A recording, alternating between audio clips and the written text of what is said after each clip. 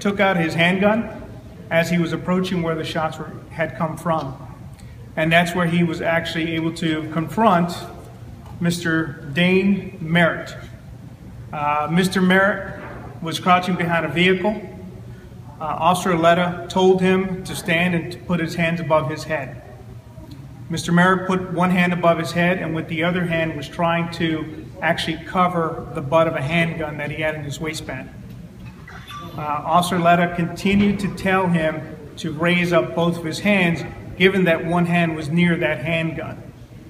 Mr. Merritt refused to comply, and while Officer Olivera had his weapon drawn, had to actually approach him and place him onto the ground.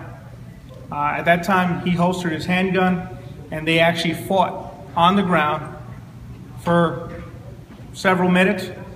Another officer assisted him, and when Officer Olivera was able to control both of Mr. Merritt's hands, the other officer was able to grab the gun from Mr. Merritt's waistband.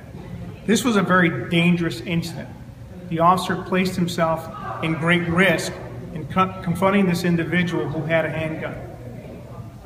Officer Olivera did this because this is his job. This is the type of duties that we perform each and every day.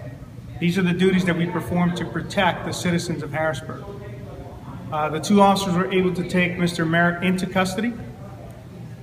Mr. Merritt was a former convict, was not allowed to have a gun to begin with, yet still had one. We're conducting the investigation to determine what is the history of that gun, to see how it came into his possession. No one was hurt from this incident.